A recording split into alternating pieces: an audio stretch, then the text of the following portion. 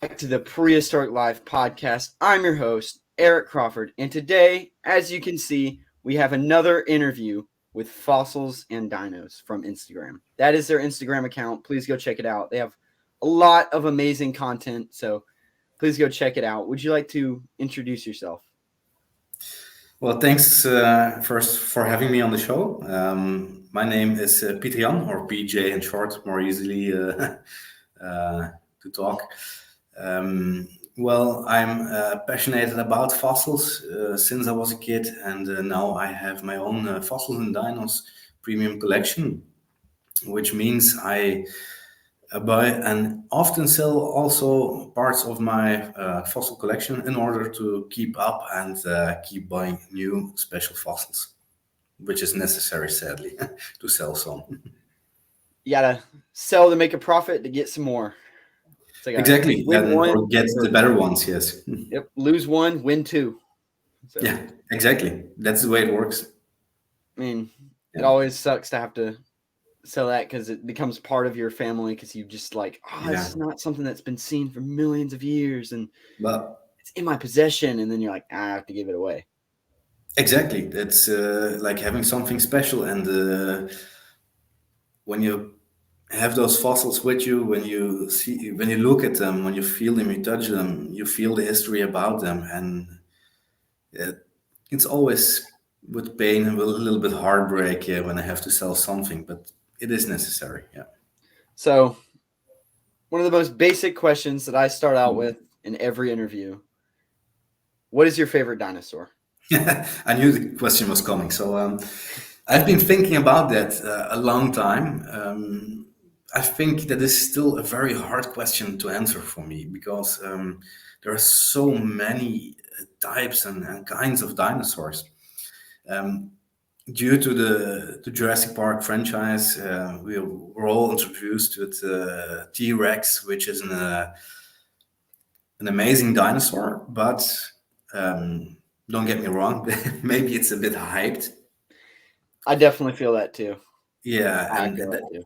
because I know a lot of people who don't know a lot of other dinosaurs because they are only in their minds with T Rex.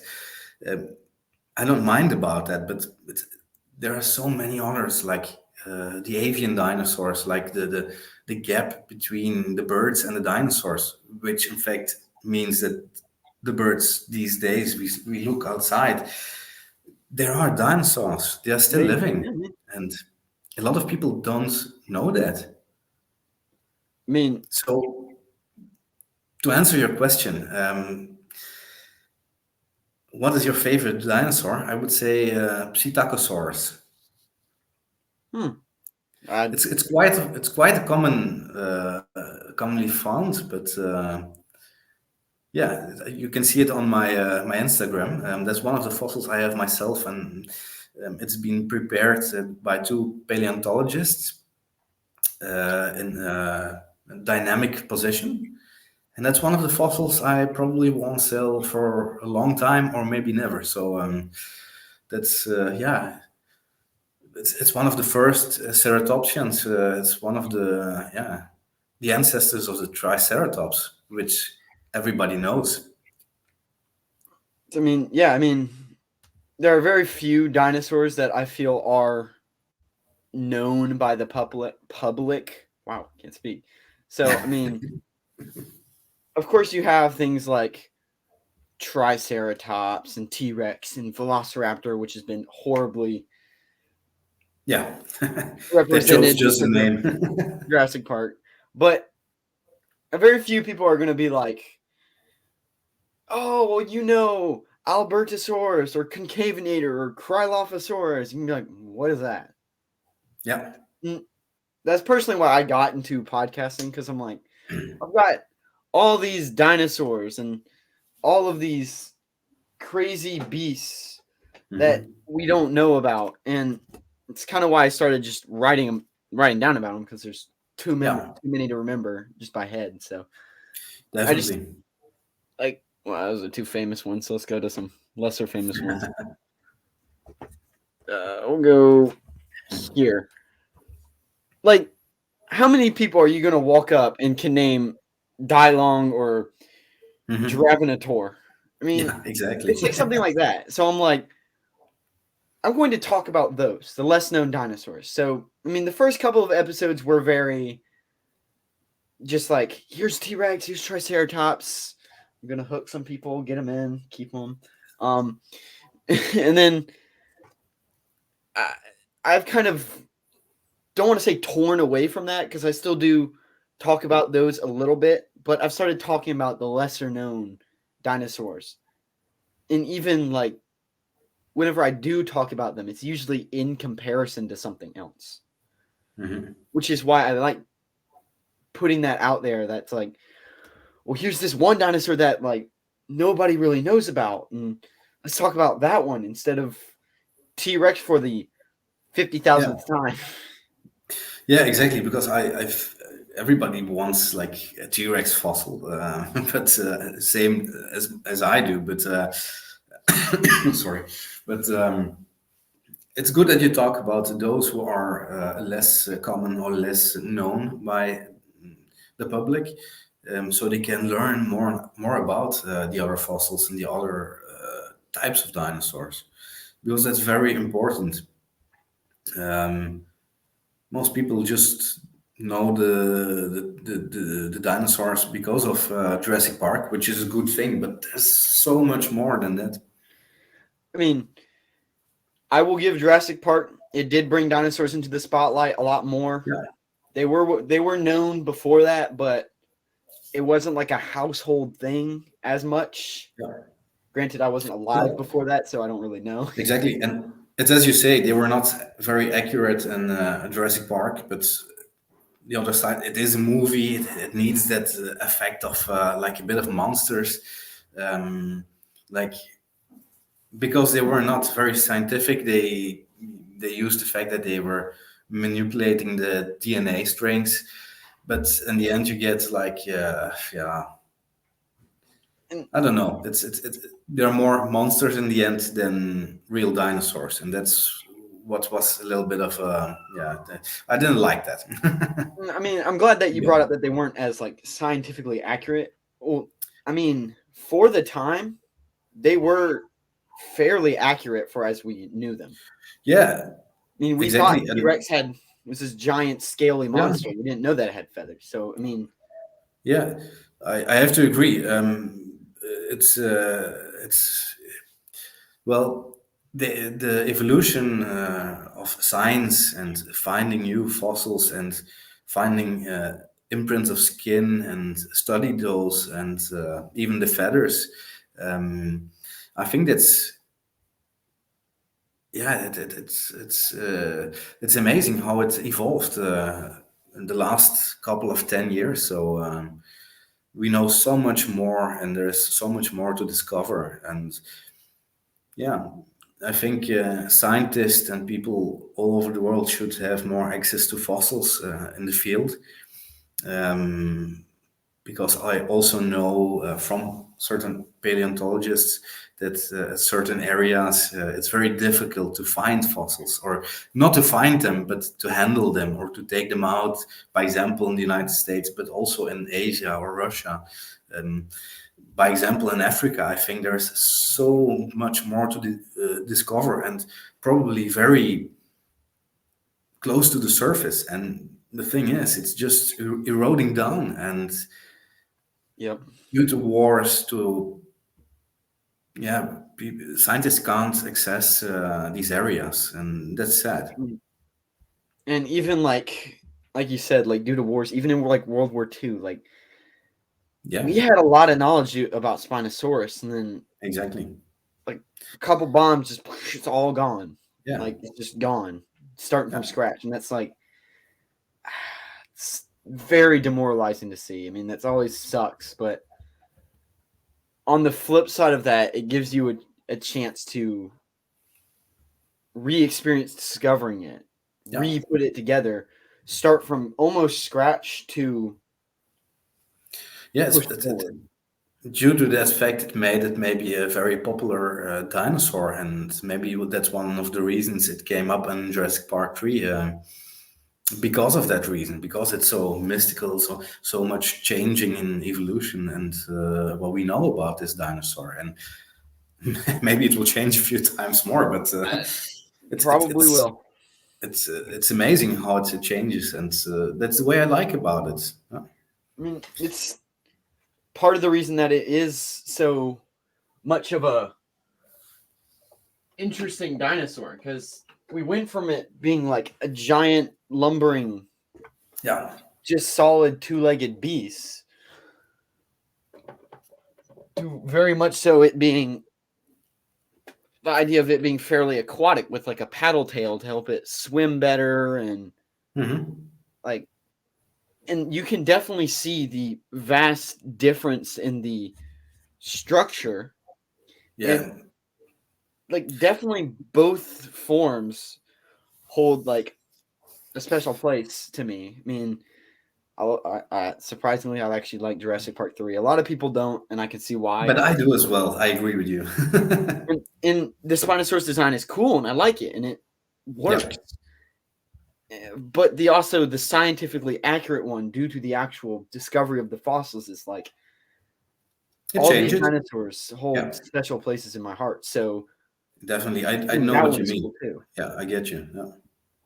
I And you're mean, absolutely right. It changed, but that's due to the scientific research that has been done recently, and maybe it will change a little bit more in the future, and as well with other dinosaurs. So I think that's why those, as you said before, those less common or less known dinosaurs. That's why it's so important to put them in the picture and have the eye on them. So I mean, like even like Tarbosaurus is getting some more. yeah, absolutely.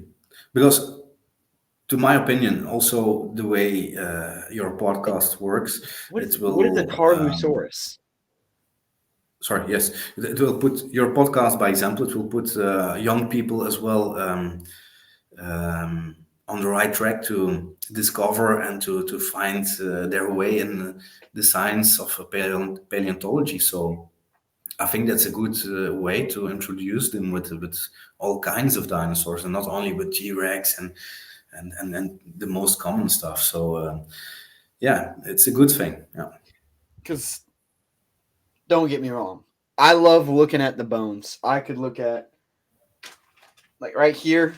One of my favorite things that I got from fossil crates is like Mhm. a Spinosaurus Yeah. like, finger claw, and it's absolutely amazing to look at, amazing to have, amazing to hold, and it's really well made. So shout out to Mhm. you guys, fossil crates. I got an interview with them coming up too. Ah, So nice. It's a pity that I think they don't ship to Belgium. So because I've been looking on their website as well. I don't I would have to ask him about that. I wouldn't Mhm. really know that, but it's so cool to look at as like an individual artifact, but also just looking at it like that is kind of like at the end of the day, it's like it's a bone. Looking at it as just a bone makes it like eh. Yeah. But looking at it from the eyes of this thing came from Spinosaurus aegypticus. It makes up this claw on the hand, and it could have used it for this and hunting and scratching off bark because it was possibly eat trees or Yeah. some weird new idea, or for latching onto the side of mountains. Just random, just thinking about the possibilities of what it could have used it for and how it played a role on the actual dinosaur itself is what makes it Mhm. so special. Yeah. Because most bones in dinosaurs, there's probably like one dinosaur with like two or three bones that are just like, wait, why did it have these? I mean, Mhm. whales are like that too. They got, Yeah. they still got like bones where their back legs used to be because they used to be on land, and it's like, well, those are Mhm. pointless. And they will probably evolve to not have that at all anymore eventually. Yeah. And I mean, just looking at that, like you look at that and you're like, oh, well, it's just a weird bone in a whale. But it also tells you the history of whales and that they used to have four legs. They used to be smaller. They used to be on Mhm. land. Then they went back into the ocean and got huge and they lost their back legs. And just Yeah. That Every fossil tells us a story, and it's the science, the paleontologists who rediscover those stories behind those fossils, and that's what makes it so maybe mystical, mysterious, but also so popular. I think because when you, by example, your claw, when you take it out and you show it on some children, they will all be like, "Wow, what's that?" You know. And when you tell a story about dinosaurs, they will all be like, "Wow." And not only children, even even grown-ups. I mean, yeah, When I I mean, show my fossil collection to my parents or to my friends that come up, they don't have anything with fossils in particular. But when they come in and they see all the fossils I have around me here, so they're like, "Wow, how did you get that? Where does it come from?"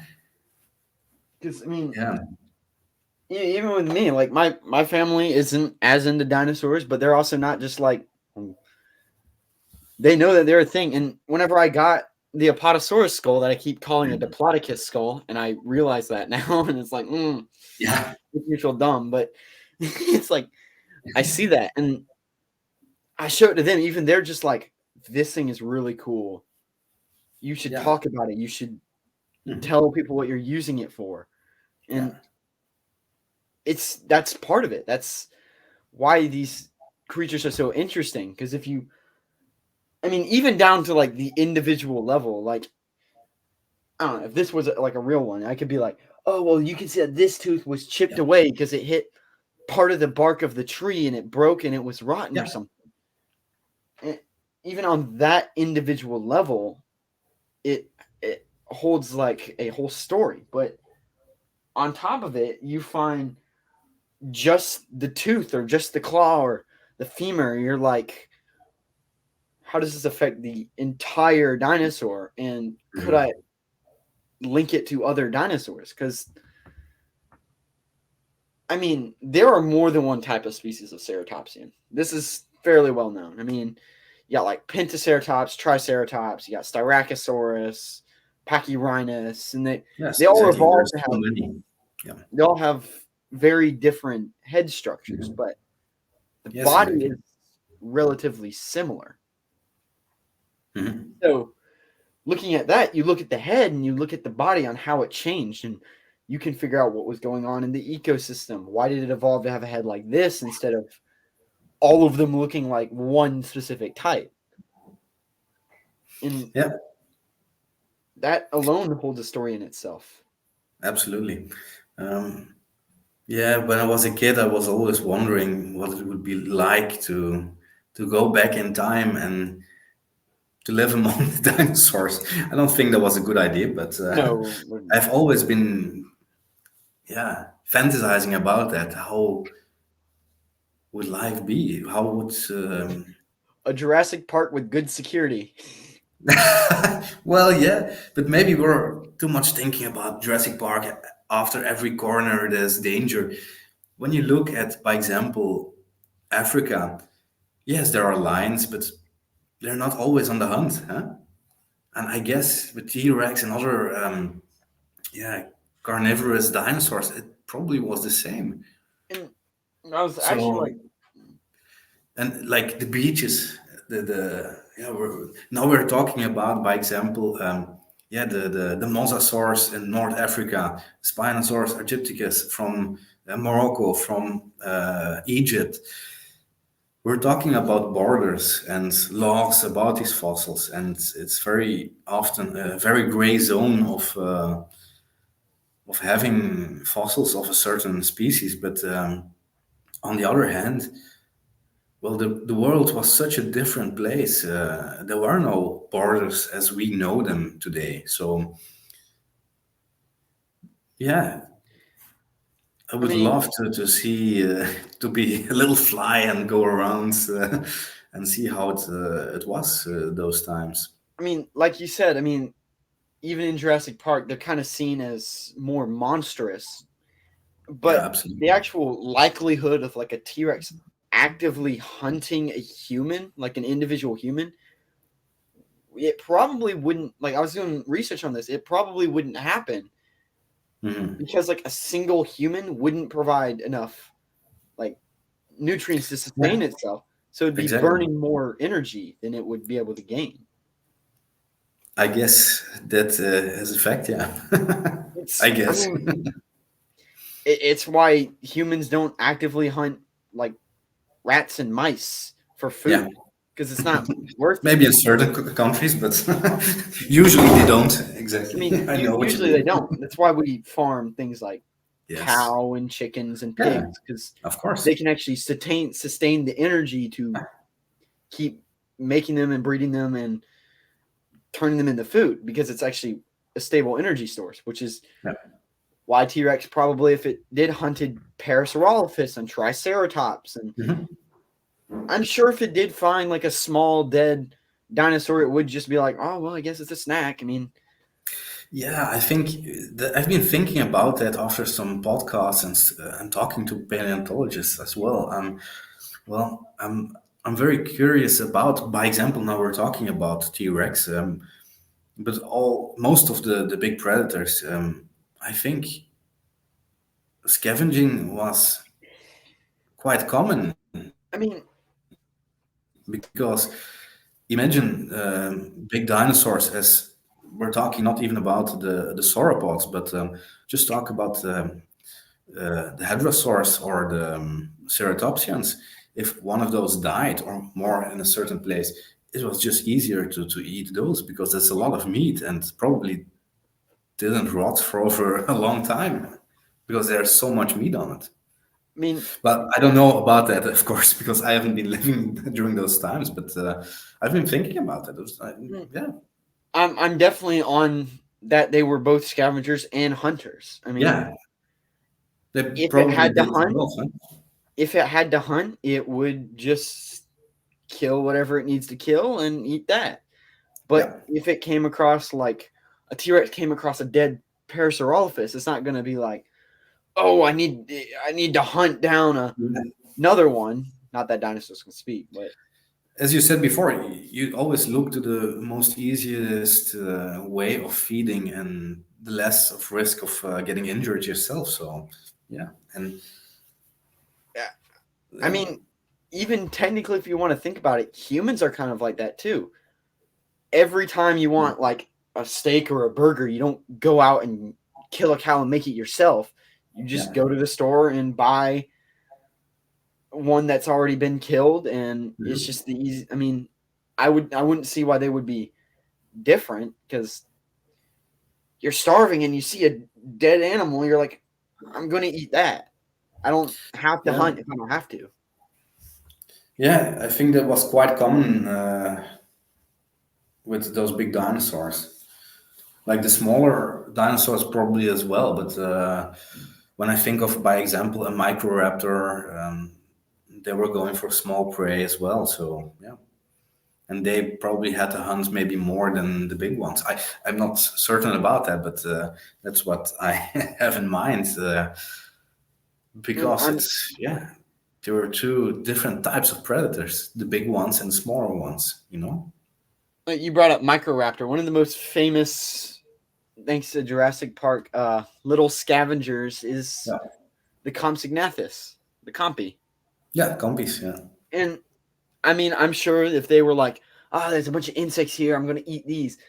But I'm Hmm. also sure that if they came across a giant dead whatever, Hmm. possibly even T Rex, Triceratops, Yeah, they would have done the same thing. whatever's Yeah, around. I mean, they're gonna be yeah, like, we're gonna pick some meat off of this and just yeah, go.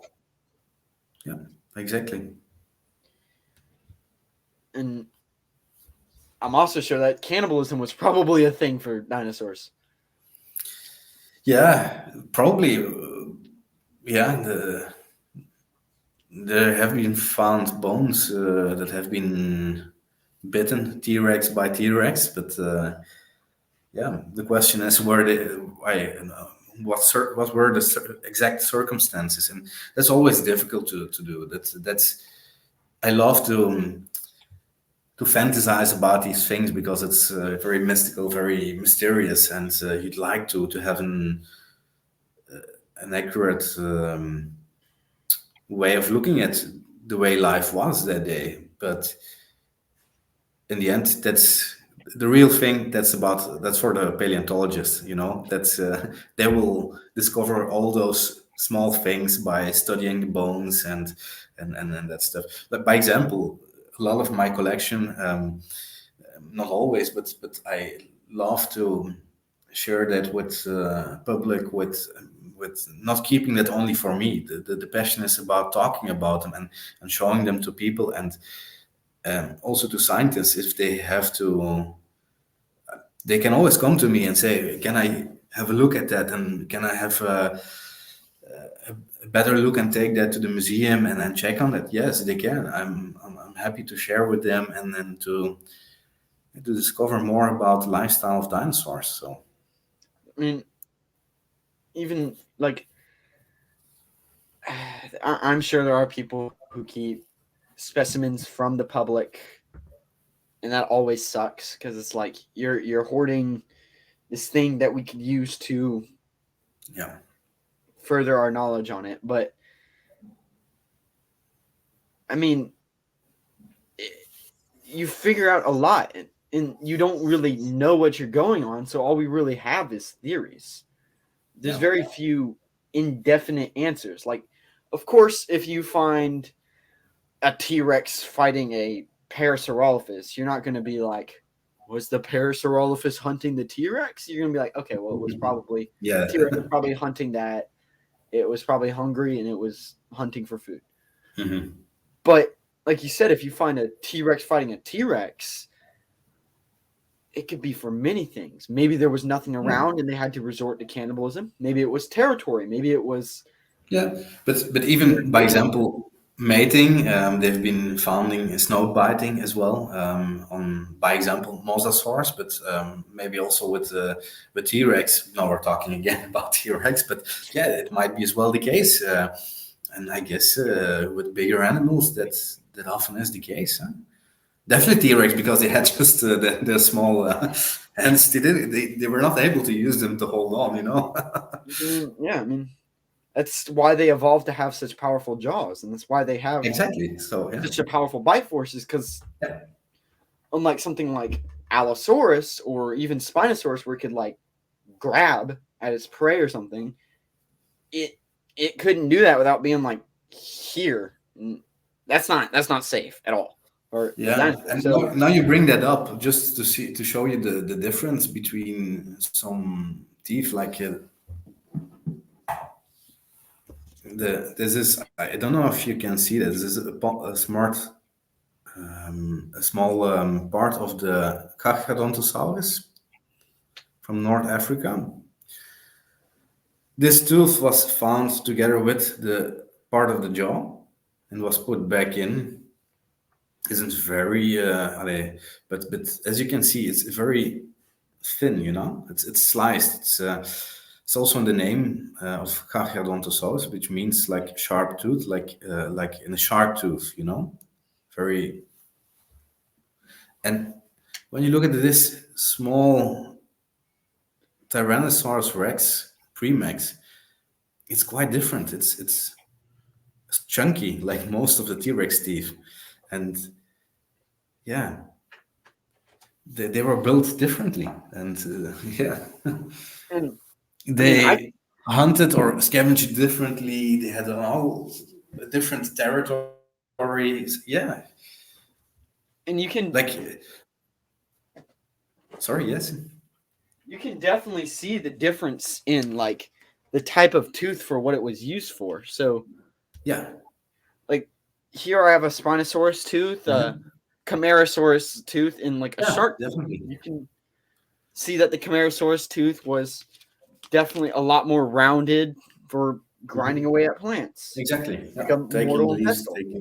yeah, Its mouth was basically a giant mortal and pestle. I mean, it just yeah, grinds away at the plants. And Spinosaurus had that rounded yeah, roundness to it, pointy teeth. but it was also pointed, Yeah, and that was since it didn't really have to like bite and hang on. It just pierced right in and picked it up yeah, out of the water. So because yeah. Fish, the sharks, fish those were there. things. Yeah, they were built differently. Yeah, And lived in different areas. Yeah. I mean, and for those of you who can't see that Spinosaurus tooth, I do have a bigger Model 1. It has like a slight serration to it, and that is because Yeah, the fish will struggle, but yeah, it, definitely. it looks more like a pencil kind of. And if you Yeah, were to, exactly. I once had like a big tooth like that, very original with the roof all intact, and um, yeah, that was a very good one. And when you looked at it, it was like chunky as well, but pointy, and it had that little serrations on one side.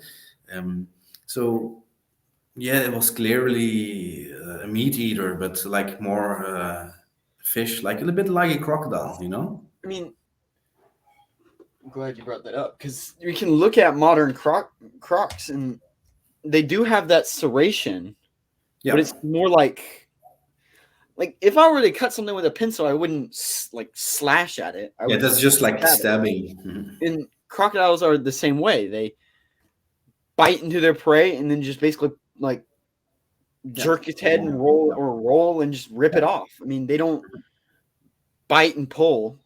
yeah. They don't shred.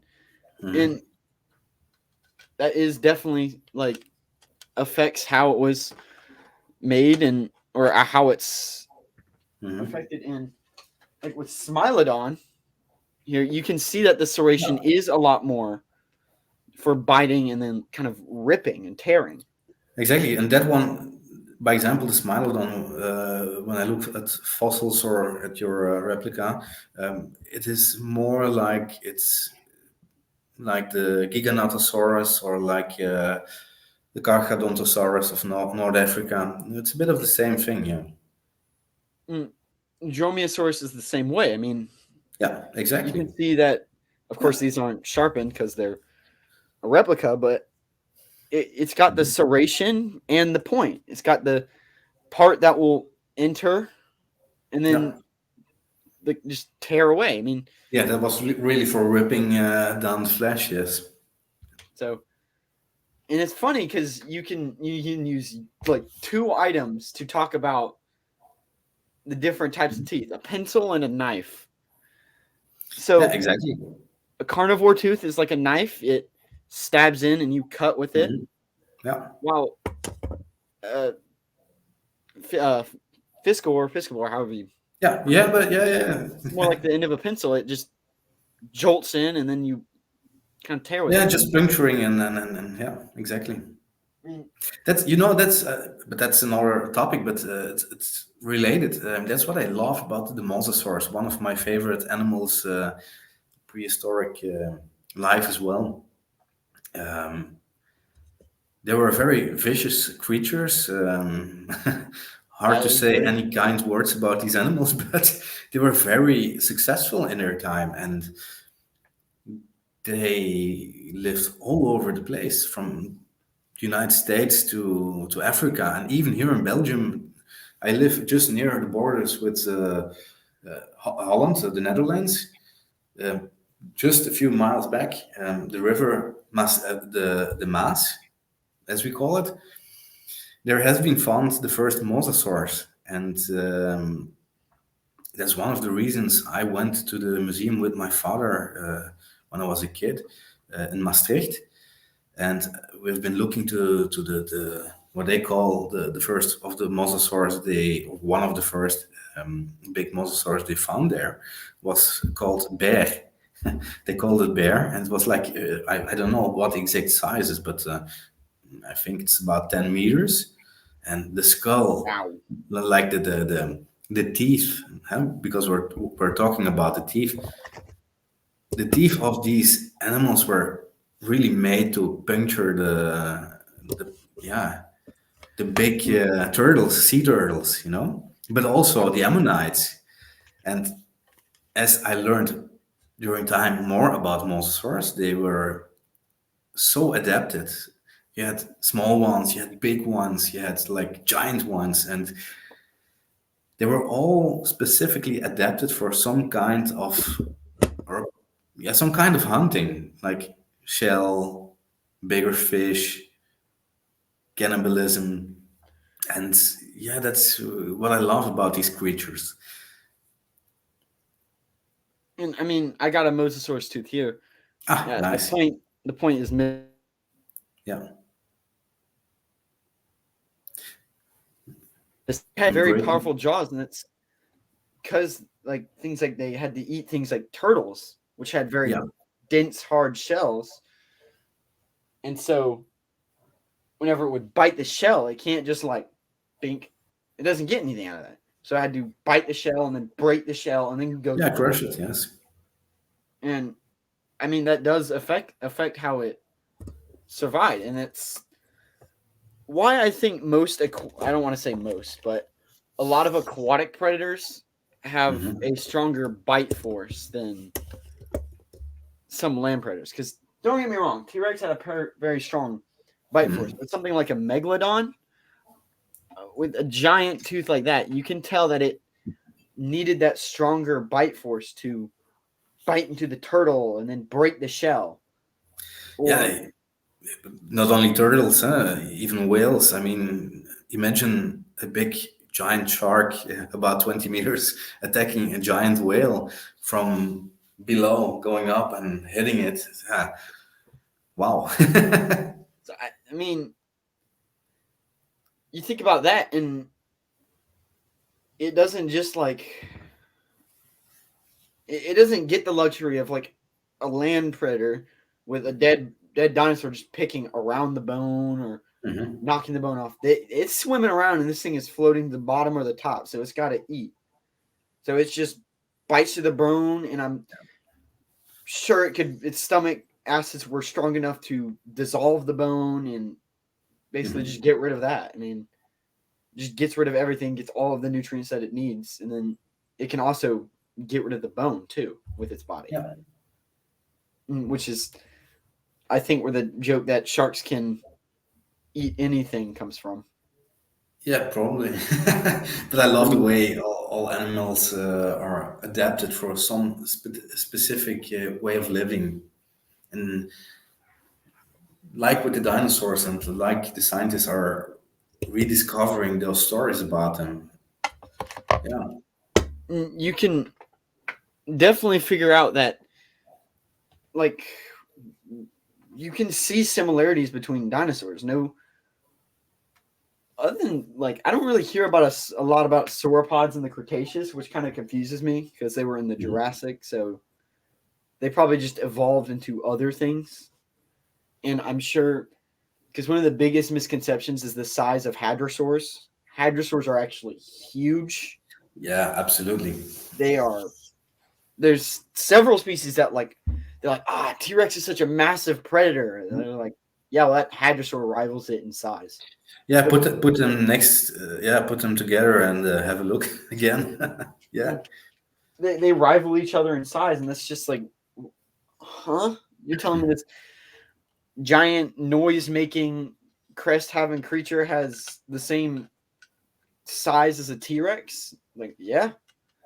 Hmm. And that always is just like something that I like to laugh about because they're like, T Rex taking down puny Parasaurolophus, and it's like, Parasaurolophus was massive, buddy. In the movies, and the yeah, and by example, in the movies, it looks always so easy, and Rex is like, wow, the big one, and the other ones are easy prey, and maybe at certain time, a certain point, it was also an easy prey, but yeah, I think we have to look at maybe in another way, and then put those skeletons together and see. Most people don't realize how big they are, as you say. As well with Triceratops. Huh? Recently, at the Munich fossil show, there was one big Triceratops. Well, when you stand next to it, like you're feeling small, you know? You're I, like, wow, this is way bigger than I thought they could grow. I mean, like, even on TV, it's kind of hard to get perspective because Yeah. if I like the pencil is if I put them side by side, the pencil is larger. But if I do Mhm. this, the Yeah, fang yeah, looks yeah. larger, Mhm. Absolutely. and it's all based on that perspective and Yeah, I agree. media showing things one way. and that does affect things. I mean, but if you like, I couldn't really like personally, I couldn't really comprehend the size of. We're going back to T Rex. The T Rex, but I went to the Denver National History Museum. And you walk in, the first thing you see is this massive T Rex, and you're like, "All right, I'm gonna look at its skull. All right, keep going, keep that. There we go." Yeah. You're basically looking straight up at this thing to like Yeah. look at its like head, and you're like, "Okay, now I have a proper size of this creature. These things are massive. What did they have to hunt to maintain that?" And Yeah. that's always just so bizarre to think about. That like Allosaurus was smaller than T Rex, but it was hunting sauropods. Yeah. And Like, I recently heard about another podcast. They were talking about a very strange theory. Like they suggested that, by example, Allosaurus were like what they call flesh grazing. Like they didn't need to kill the sauropod, but just take a few chunks out of a living animal so it could I just could see survive that. it. Painful, but and a very cruel suggestion and way of thinking. But yeah, I have no idea. Maybe that was a possibility because imagine a big giant sauropod. It'd be pretty Yeah, hard to bring how down. many allosaurs did you need to successfully, yeah, bring it down? I don't know. I've truly no idea. So maybe that was an option. And like, I also saw a study about Allosaurus that said that it ate like some modern birds of prey, where it just didn't necessarily kill its prey, then eat it. It just Yeah, held it down, ripped it apart while it was still alive, and just ate whatever it needed to. that's what I mean. Yet again, I'm not that qualified to say that yes, it was that way. I think nobody is, but um, it's an interesting point of view. Let us put it this that way. So I never thought of that before, but yeah, why not? In life, everything is possible, I guess. I mean, I don't see why it couldn't be. So, and I can also see why people get confused by that, because that doesn't really sound No, I natural. agree. It's a weird opinion, It's a but weird idea because yeah, it's not my idea, by the way.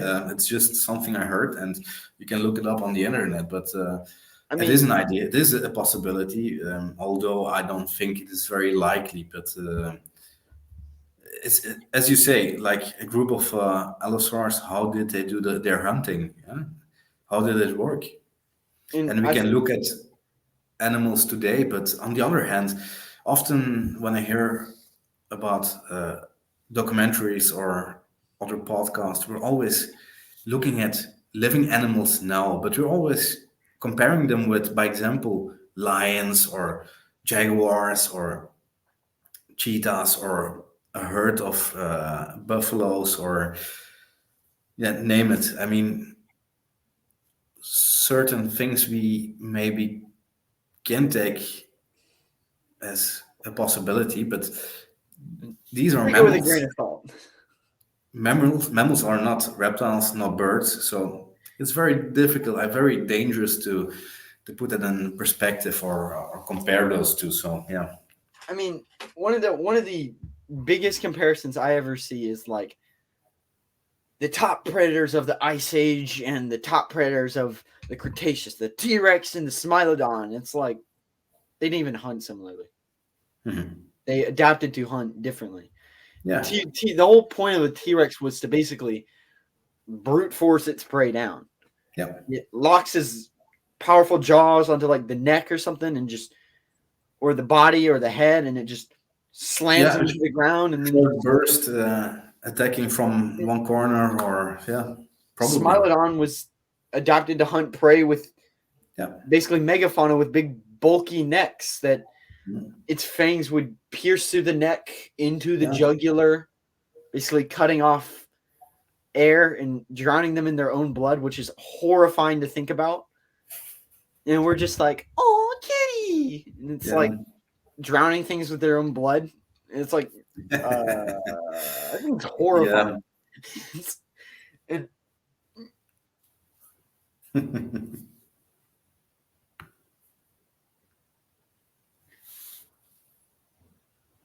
you can definitely tell that there are difference between, even in bite force. Like you look at like Carnotaurus. I have a Carnotaurus up here. Never really get to show him off because I don't ever really talk about Carnotaurus. Mhm. You talk about Carnotaurus versus that T-Rex, and you can see the difference. You can see visual differences. Carnotaurus, it's probably not the best to say this with, but it's No, very but specific size. But it gives an idea. Mhm. Carnotaurus was smaller. It had a less powerful bite force. Its face was stubbier. It also didn't live where there was a lot of massive herbivores because it lived in like a. They think it lives in like a desert. So Well, I agree. The thing is, the point is, every animal was or is even today adapted to to its environment. survive in their specific environments, and I think that is the most important conclusion of that specific question. And we're so used to fantasize because of movies, because of books, because of their size they were talking to, or imagination. And it's good, it's nice, but we have to keep and stick with reality, even I sometimes. But yeah, that's why I love to talk with the paleontologists as well, and to to listen to their podcasts and to listen to their opinions. And to recently I bought some books about paleo art as well, just to see what people or science has been talking about lately, and how the story of dinosaurs evolved during time. So I mean, it, just evolution doesn't just happen for no reason. I guess everything happens for a reason, eh? Action I mean, reaction, so in the end.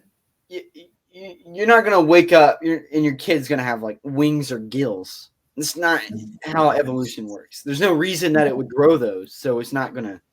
Exactly. There would have to be some kind of change in the environment, like, oh, if the Earth flooded, then maybe over millions of years humans would get gills instead of lungs because they would be used to Yeah, having. or as you said, by example, prey is living more or easily to catch in water, and you start to go more in the water, and after decades and after millions of years, depending on, you get new adaptations, and in the end, a new species or a descending species.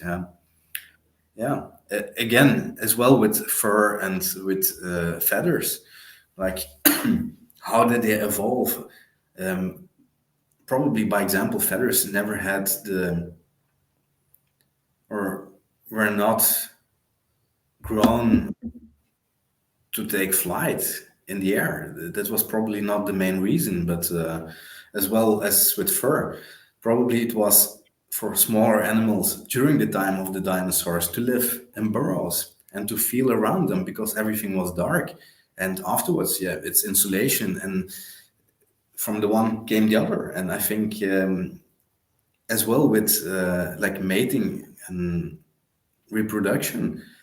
I think in that case, reproduction is very important. That's probably the main reason we all live, or what nature Keep has as going, purpose basically. for us. I guess I don't know, of course, but It's like a natural when we look, instinct to like keep your sorry, species alive, basically. yeah, So yeah, I guess, and I think that's the main reason, and that's what we're doing as humans as well, I guess. And yeah, we are evolving differently, but yeah, the reason why dinosaurs, by example, had feathers, maybe it was just for mating, just showing off. very well could be. I mean, We don't know.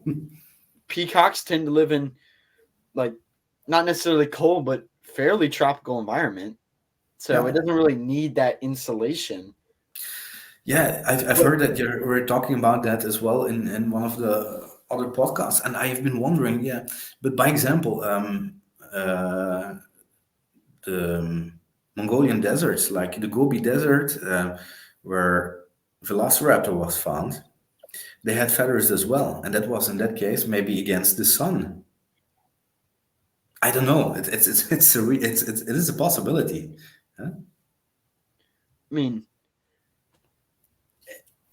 it's very obvious whenever there is like an evolutionary reason for something like feathers, because some dinosaurs you're like, oh, you see Corylophosaurus or Nonquiosaurus in Alaska, you're like, okay, these have been fairly cold environments forever. Yeah, insulation. You get insulation, but you see like a dinosaur in the desert with no feathers, you're like, okay, well that's obvious. Mhm. It wouldn't need that insulation because the sun is constantly beating down on it because it lives in a desert. So that would just be overheating and baking like an Yeah, oven. exactly. It would have had another purpose. Hmm? But you see dinosaurs in like a forest, you're like, okay, maybe they need some insulation for some of the year, some not. Could be just for display. Could be, I, who knows? I Yeah, mean, and also feathers came in a lot of different forms. Huh? By example, the psittacosaurs, they were found with like parts of feathers, but they were not feathers as we know today. They were just like almost the pins like quills. sticking out. And for those of you who don't know what that looks like, here it is on your Instagram page too. Yes, there it is. So, uh, the tail kind of curves around here. I don't know if you can actually see my cursor, but you can see that the tail kind of flips around, and the quills would be coming Yeah, off of the exactly. tail. Yeah, exactly. I have a nice picture of it as well, but I think it's one of the other somewhere else. Yeah. Well, No, that's just the next post. but that's yeah, that Yeah, was it's the not the next. It's mosasaur, not what I mean. Yeah. allosaurus. So, I mean, when we say feathers, most people think like, oh, well, Yeah. it looks like an eagle, Mhm. but there are several different types of feathers. I mean, this thing had quills more like a porcupine than feathers like an Mhm. eagle. Yeah, So, I mean, just yeah, saying that exactly. like all feathers are the same, I mean, is No, no, it's just again evolution, and probably it had some kind of reason, and probably we'll always keep guessing unless we can find two dinosaurs together where they were displaying something we haven't discovered yet. So, I but that mean, will be very hard because feathers are not easily to rediscover. So, but it is possible, and it depends just on the amount and what sort or what kind of feather, I guess. and there you can see it. I just looked up a quick Yeah, picture. You exactly. can Yeah. like also even just like the face. If we ignore the back half of it, you can see that the face it has a beak. It has a Hmm. beak, not a mouth like a T-Rex or Carnotaurus here. Yeah, Just it's what I like have. yeah, Psittacosaurus comes also from the word like parrot-beaked dinosaur. So as you can see here very well, also in the fossil, it's standing next to me here. You can definitely see the beak, although it had teeth in the back. It had teeth in the back as well. I mean, But yeah, like Triceratops, only a lot smaller.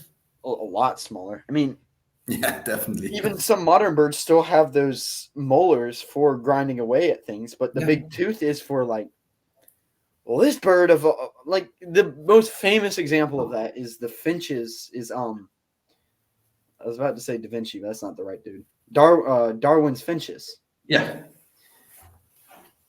I mean, they all evolved. Like maybe its beak doesn't curve because it ate berries instead of nuts, and this one eats nuts, so it needs a stronger beak to break the nut, and then it has the molars in the back to chew on them. I mean, Mhm. this thing could be very similar to that. I mean, maybe it ate a lot, and maybe it lived in an area with a high concentration of some kind of hard shelled fruit thing, and I guess, yeah, most likely the big chance, yeah. As I look at here at the beak of the animal, it's yeah, it's really made to crush something, yeah. like the bone covers, it's fairly solid because like the skull is fairly solid. Yeah, Here, let me just.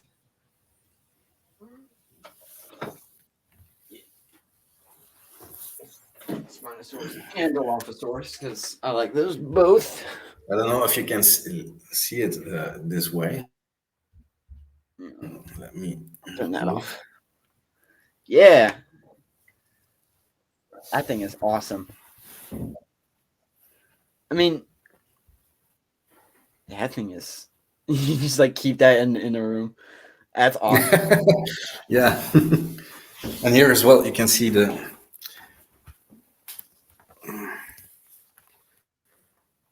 Oh, the Let little me see. model On of it. very, Yeah, yeah. That's very difficult to see on the laptop, but here you can see the. you can definitely tell that there is a difference in skull structure. Like even in like carnivores, you have Spinosaurus here. There's not as much skull, and Dilophosaurus has like other holes and things in its skull that this dinosaur didn't. Mhm. I mean, let me see if I can zoom in effectively. It does have those holes, but there's also like a plate of bone behind it, while other carnivores didn't really have that.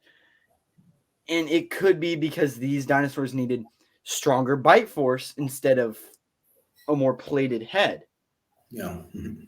And I do feel like since that is like the what would you call it? The ancestor of ceratopsians, that's definitely went up into the Yeah. frill and out into the horns and bumps and ridges and all of Yeah. that. Absolutely. While Absolutely. carnivores definitely evolved to have more, instead of more bone, more muscle in the Hmm. head because they needed stronger bite force to latch onto these predator or prey and kill them basically if they Yeah. needed to do Exactly. that. Okay. But I mean, that's also the difference between. I mean, what do you call them? Prey herbivores are also not to mess around with because Protoceratops here, tiny little Protoceratops that I have. Yeah. I mean, they still got bite force enough to like bite through your forearm. Yeah. Yeah. Yeah. So they're Look at the also dueling dinosaurs from Mongolia, huh? The Velociraptor and the Protoceratops. They were entangled together. we got our own dueling dinos over here, which is Nanotyrannus and Yes, exactly.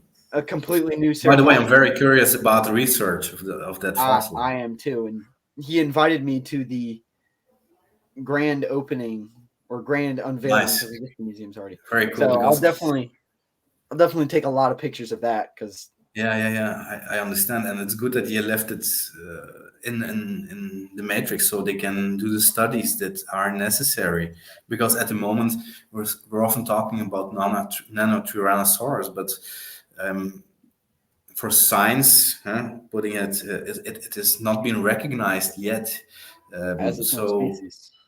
So as I talk with paleontologists, they say no, no, no, it doesn't exist. It isn't a separate species. But I would love to see having this them will prep and do research on that fossil because it is quite this interesting, yeah this will basically determine whether it exceptional. is its own species or if it's a juvenile T Rex, Yeah, which exactly. is kind of a pretty big breakthrough. And I Hmm. should probably do an episode on Nanotyrannus if I haven't already. I probably have, and it's hidden in the Well, ether. I'm missing that.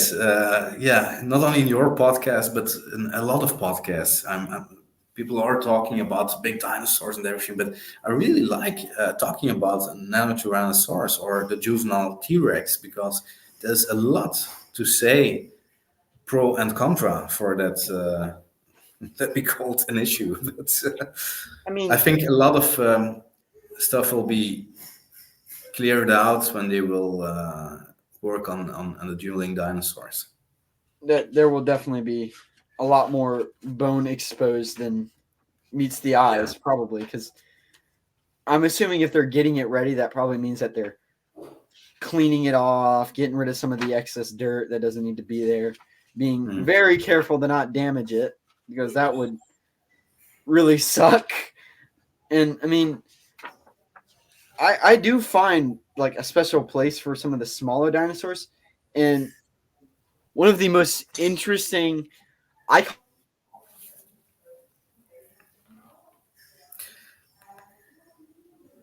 Opteryx. Sorry, connection was a little bit Yeah, cracky yeah. there. Epidepopteryx. Ah, yeah. It's got the four big tail feathers. It's got like long arms. It hunted at night. It had Mm.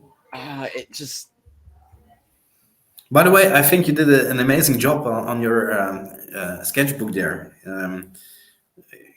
It's a good thing to do. I mean I Never came personally to do it. mind, but I like it. I do it for half the reason of I can't personally remember half of these dinosaurs. So I can imagine, yeah. I mean a lot of them have very strange names in a lot of episodes. I'm Yeah. like, how do I pronounce this one? And I have to sit there for like 5 or 10 minutes before, and I'm like, Yeah, but that's the main reason why they used the name Velociraptor in Jurassic Park, huh? Because it's it was easy to too. pronounce instead It of. was, yeah, it was easier. I mean, they also have.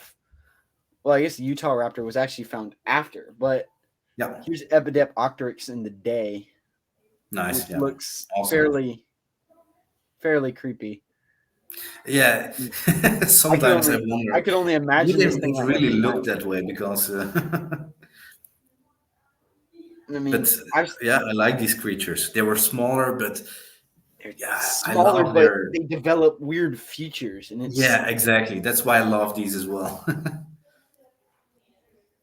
I mean, it, one of my personal favorite pictures that I use for usually Halloween is Epidepopteryx at night, just because of how creepy much creepier it looks. Ooh, my camera just Yeah. died. Well, it Because kind of does. When you look at the picture, it's like, yeah, that's not something you want to run I mean, into, even though it yeah, was smaller. But yeah, imagine it's that. smaller, but it still doesn't mean that it's not freaky. I mean, it Imagine looks that like finding in something. your garden at late night, It's a, well, coming yeah, back from we're the not club. we're burning the garden down. We're not dealing with that. These smaller dinosaurs, like, I, how many people do you think actually know about Epidepopteryx? But not a lot. Like the people who Most discovered it, don't. and then the people that like extensively research all of the dinosaurs. I mean, I mean, even Microraptor in general, the name is known, but but what it looks like really isn't. most of the people don't know about them. And it's good that like recent documentaries were talking about them as well. Them and Archaeopteryx too. I've Yeah, been hearing a lot more about because like Microraptor is very well known through its name, but that doesn't mean that it's known. no, I mean, exactly. It's yeah, absolutely. That's what I mean. Yeah. so like a lot of people think that it's just like a smaller Velociraptor, and it's like no. I Hmm. mean, it is. It's very similar, but it had its own features Yeah. that made it special. I mean, even Velociraptor is like horribly like misrepresented. Yeah, absolutely.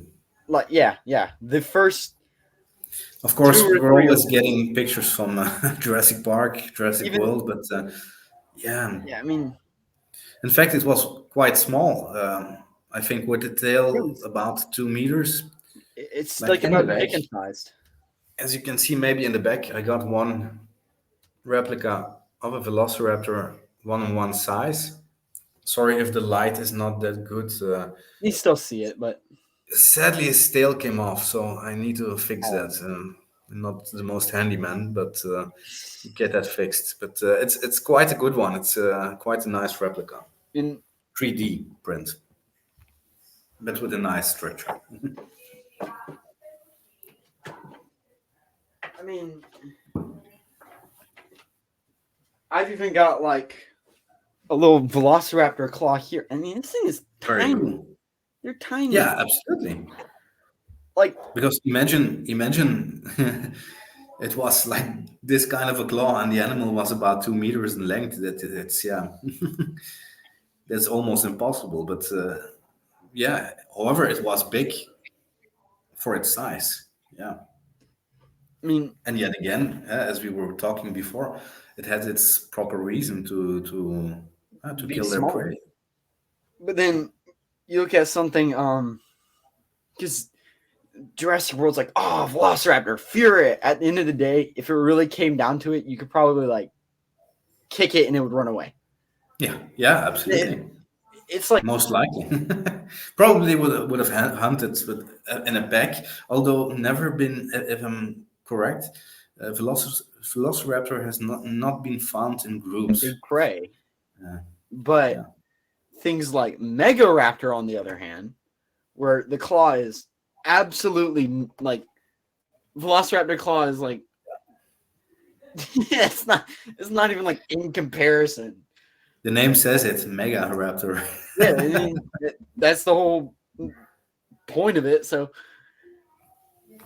and you see that claw and you're like, how big was the animal? Yeah, definitely. Mm, Just I mean, I do give props to Jurassic World and Jurassic Park on bringing dinosaurs into the spotlight. They put them on the map, exactly. Yeah, Don't get me wrong. I'm really thankful that they did that because I agree with you. I mean, it's what got me into dinosaurs, like a lot. Absolutely. I So think even I bet a lot of museums didn't had all the opportunities they have now. It came just because of those movies and because of that attraction. And even though they were not always correct, they opened some gates to, yeah, studies to the to future, to the study, yeah, and I mean, to get people, young people, to inspire them to be paleontologists. Even though I'm not, but it made me read more books. It made me go deeper into some certain subjects and to go around. And even here in Belgium, by example, the iguanodons that were found here, fairly uncommon, but everybody knows, I guess, iguanodons. Uh, yeah. I mean, um, Called like that because of they were looking like the big lizards, like little their teeth are horns. about the same form, but bigger. I mean, That's how they were. people Yeah, how always they made the design, and afterwards they changed the designs. So yeah, it's everybody a talks perspective. about the evolution of Spinosaurus, but iguanodon changed a lot too. Absolutely, it did as well. In Belgium, it's even the case that in the Brussels Natural History Museum, the iguanodons are still in the same position, like kangaroo style, as you can see in the second one, like the one of the 1960s, and now it's more like in the 20s, like more the one below, and even look at the way they they made like the elephant like quadruped nose horn, like they put like the thumb spike, they put it So on his nose. like, I guess my only question for that was like, if they found two of them, they're like, oh, I had one horn. And then somebody's like, we got Yeah, another one over here. They're like, well, Benny uh, Sartensis, they found like I think about 38 of them. iguanodon is surprisingly common. Yeah, like everywhere. But you know what? Which is Talking about the specific species in Belgium they have found. I wonder what's still out there because the place where they have found these fossils, there those 38 iguanodons, they have filled up the gap. They were mining for coal. They found those dinosaurs. They dug them up. They have put them in the museum, but they closed down the hole where the dinosaurs were. I think there is a lot more in there, there. but There no, probably is. it's apparently it's now in someone's backyard. Oh, I think they have a quite a high fence now. yeah, they're probably like. People like me would go digging there, but you have to go quite deep. I mean, because there's not going to be an ecosystem of just iguanodons. It's going to be things that hunted them, maybe the plants that they ate, the things that hunted them, possibly. I mean, there's other herbivores that lived with them, probably. So, I mean, there's a lot going on here that Mhm. isn't really being portrayed, and that is something that always sucks whenever somebody like cuts off part of their area, and it's like Mhm. there's more there. Can we get back in, please? I mean, Yeah, I think there's a lot of subjects we can talk about, and I think we could keep going about all those subjects. Yeah, there's so many aspects of dinosaurs and fossils, like every aspect of them, how they looked, what eggs they laid, what kind of teeth they had, what kind of skin they had, what kind of feathers, did they had lips or not? yeah, that All was. those kind of stuff, and yeah, I think you have a lot more of those uh, podcasts coming up with very interesting people. I mean, there's a lot of information there to cover. So, Absolutely. I mean, I was talking to somebody, and they're like, "What happens if you run out of dinosaurs?" I'm like, "I'm not going to run out of dinosaurs." What if you do? I'm not. I'm not. There's too many. I'm not. Yeah, exactly. There was too many, and I heard they found about one each week, so that's about Mhm. 50 each year. And if I somehow do run out of dinosaurs, I got prehistoric mammals, I got marine reptiles, I got pterosaurs, I got plants, I got ecosystems, I got all these theories that I could start covering. Exactly. Just by example, the mosasaurus, like I thought in the beginning as a kid, it is just one type of mosasaur and like one marine giant lizard, but there's so many types, so different, and that's yeah, it I takes mean, even time. with T Rex, people say T Rex. I mean, there's multiple types of T Rex too. Mhm. There's different Absolutely, genuses. That's just the most species. likely, yeah. There's several different genuses and things. I mean, it's why we're able to differentiate them. Like Tarbosaurus Mhm. looks very similar to T Rex, but it's Mhm. not a T Rex. It's a Tarbosaurus because of skull slimmer, its body smaller, and all these other different attributes about them. I have a little chart here somewhere talking about that. Yeah, I mean, I don't know if you can see that. Yeah, I yeah, mean, definitely, yeah, yeah, the absolutely. skull slimmer, the body's a little smaller and slimmer. So I mean, it's Yeah, like thinner. I think So as well, like a lot of people when they hear Tyrannosaurus, they think, oh, it's one species, but it's like Tyrannosaurus is not T-Rex, it's T-Rex is a specific animal, Tarbosaurus, like Albertosaurus, Displetosaurus. You have all kinds of, I mean, even with Triceratops, there's two major species. I only remember Horridus, yeah. Triceratops horridus. The other one I don't actually remember, and I feel bad because I probably should. And it's the angle of the horns. One goes Yeah, down and then up. The other yeah, one exactly. goes like up and then down. And they're like, well, is it a different species based on that, or is it just a different genus? Well, I think a lot of dinosaurs, like before, even scientists were like, "Yeah, I discovered a new species," and just, yeah, this is a bit different. This is a bit different. But in the end, maybe they were the same. By example, the Plateosaurus, I've heard they even cracked the bones to make them fit like they would. think it would have been really. It's been done by science, just to put them in a museum, make it fitting, but that's not the way it works. And in the end, they found out how it worked, and yeah, um, I think Plateosaurus were described as about 20 different species. In the end, it was just one species. But also the other way around. Sometimes there are just many different species, and we would think it's just one. Thinking again, the Nanotyrannosaurus, is it a separate species? Is it the same as T-Rex? Is it just juvenile, and was it changing so rapidly in a certain time of Is it not a its new age? species, but a different genus of T Rex? Yeah, exactly. Yeah, Something like exactly. that. Could it be T Rex nanotyrannus? Yeah, Could that be the absolutely. name? I mean, Yeah. and even like I had it earlier. Brontosaurus, the most famous example of like basically the just famous example of the paleontology screw up. Hmm. They put the wrong head on the wrong body. Yeah. They're They like, fill oh, up it's a new fill up the species. gaps, No, but no, no, no. yeah. They put like a brachiosaurus head on a diplodocus body, I think. Yeah. It's like it's not a new species.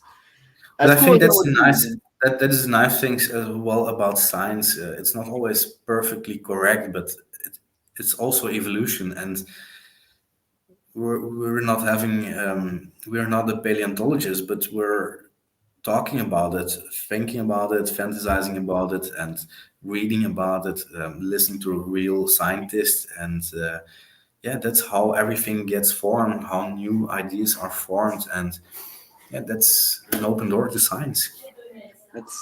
That's part of why it's studied so much. I mean,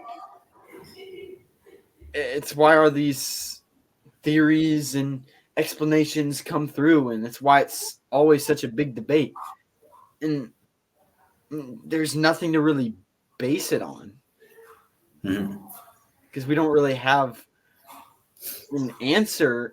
We're kind of it's all just theories. I mean, we could come in today and we're like, oh yeah, T Rex as we know it, completely wrong. Arms, different dinosaur. And it's like, whoa, well, this completely changes everything. Mm, I mean, Spinosaurus has been doing that forever. It went from bipedal to quadrupedal, and now they're saying that it's mostly aquatic, and it's like, Mhm. why would such a famous dinosaur like Spinosaurus change, but not something like T Rex possibly change? Yeah, absolutely.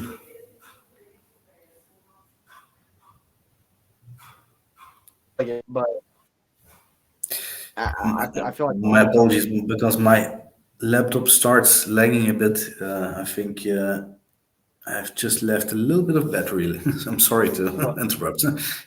I mean that probably means that it's time to start wrapping this up. We've been going for about an hour and 20 minutes, so Yeah, it went easier than I thought. I think talking about dinosaurs, it's just the passion and it comes quite natural. and we're only scratching the surface on what they Yeah, like to talk absolutely. about. Yeah, yeah, So I mean, absolutely. there's more things that go in depth than I mean, there's a lot of stuff. I mean, even like you mentioned, these documentary series like Life on Our Planet and Yeah. Prehistoric Planet and things like that. I mean, who knows? In 30 to 40 years, they could just be wrong too.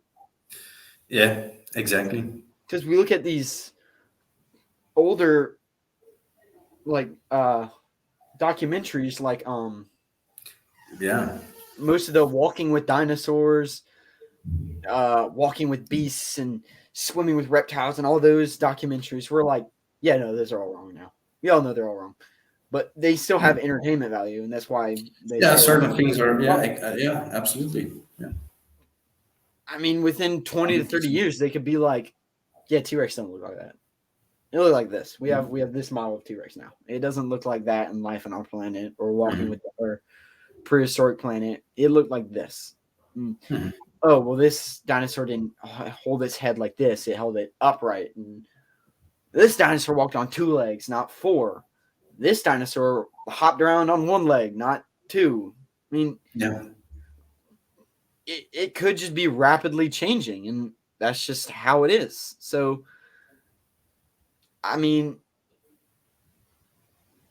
that's part of the fun. That's part of why it's so interesting. It's basically why dinosaurs. I mean, because it's so rapidly changing that you develop new theories every day. I mean, that's part of the fun. Yeah, absolutely. On the paleontologist route. So I guess I'll stay in touch with you because Yeah, absolutely. Thank you very much for having me on the show and taking your time to listen to what I had to say and what I'm doing as well with what I'm doing here with the fossils and my passion.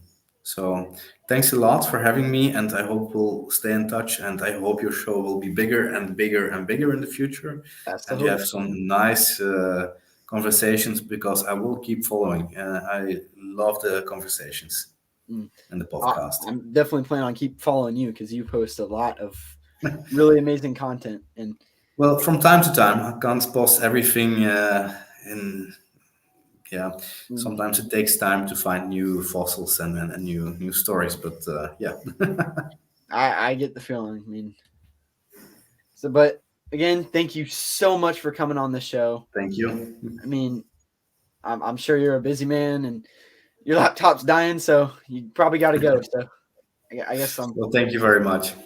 thank you for coming on and just talking with me and everybody listening. So My pleasure.